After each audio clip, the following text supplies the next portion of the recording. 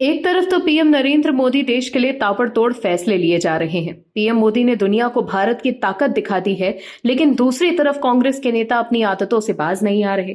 कांग्रेस के नेता देश हित के मुद्दे पर भी राजनीति कर रहे हैं, लेकिन उन्हें जवाब कांग्रेस के ही नेताओं द्वारा मिल रहे हैं, जिसके बाद राहुल गांधी और कांग्रेस के लिए कुछ भी मुमकिन नहीं है। वहीं कांग्रेस के नेता अपने ही नेताओं के बयानों से तिलमिलाए जा रहे हैं। दर्शकों, कांग्रेस के भीतर अलग ही तरह का संग्राम चल रहा है।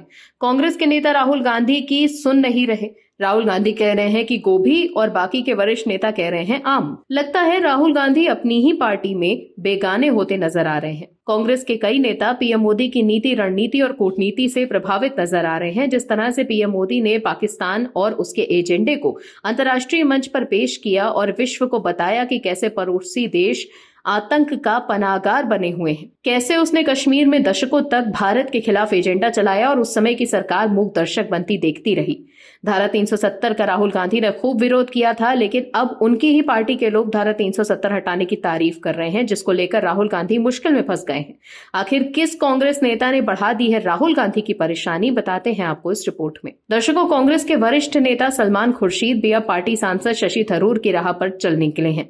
थरूर के बाद अब सलमान खुर्शीद ने केंद्र सरकार की तारीफ की। खुर्शीद ने जम्मू कश्मीर से अनुच्छेद 370 को खत्म करने और केंद्र सरकार के इस फैसले की खूब सराहना की। खुर्शीद के बयान के बाद बीजेपी को कांग्रेस पर हमला करने का बड़ा मौका मिल गया। बीजेपी ने इसके साथ ही सवाल उठाया कि क्या कांग्रेस थरूर की तरह ही खुर्शीद को भी पार्टी लाइन से अलग बोलने के लिए निशाने पर लेगी।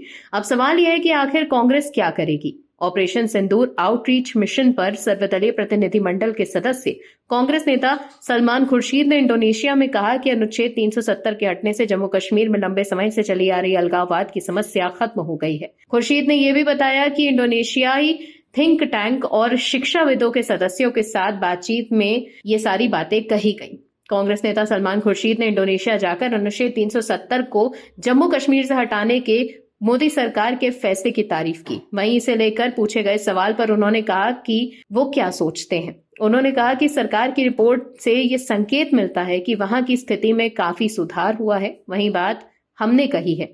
उन्होंने ये भी कहा कि जम्मू कश्मीर में चुनाव हुए और अगर इसमें इतनी बड़ी संख्या में लोगों ने भाग लिया तो यह संकेत देता है कि वहां के हालात बेहतर हुए हैं। जो सरकार कह रही है उसी बात को हम दोहराना चाहते हैं।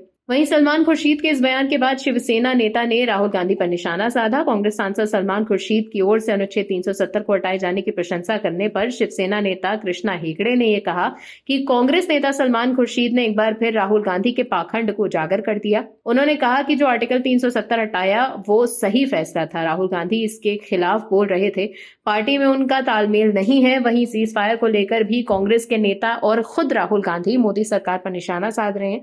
कांग्रेस नेता जयराम रमेश ने एक बार फिर अमेरिका के राष्ट्रपति डोनाल्ड ट्रंप के एक वीडियो को एक्स पर पोस्ट कर लिखा, 21 दिनों में ये 11वीं बार है जब प्रधानमंत्री नरेंद्र मोदी के अच्छे दोस्त और अमेरिकी राष्ट्रपति डोनाल्ड ट्रंप ने पाकिस्तान के साथ युद्ध विराम के बारे में दावा किया। प्रधानमंत्री कब बोलेंगे? लेकिन कांग्रेस नेता सलमान खुर्शीद ने सीज फायर को लेकर दो टूक जवाब दिया है। सलमान खुर्शीद ने कहा कि पाकिस्तान को संघर्ष में भारी नुकसान हुआ था और इसी वजह से उसने सीज फायर की पेशकश की। इसके साथ ही उन्होंने सीज फायर से जुड़े तमाम दावों और अफवाहों को बकवास करार दिया। कांग्रेस नेता सलमान खुर्शीद का यह बयान खुद उनकी पार्टी लाइन से इतर है। कांग्रेस लगातार सरकार से सीज फायर में ट्रंप के कथित हस्तक्षेप के दावों पर सवाल उठा रही है, लेकिन सलमान खुर्शीद ने कहा कि भारत ने पाकिस्तान के साथ संपर्क नहीं किया, बल्कि ऑपरेशन सिंदूर के दौरान तनाव खत्म करने के लिए पाकिस्तान के डीजीएमओ ने संपर्क किया था। सलमान खुर्शीद का ये बयान कांग्रेस को आईना दिखाने के लिए काफी है। आप दर्शकों से विनम्र निवेदन है कि चैनल को सब्सक्राइब जरूर करें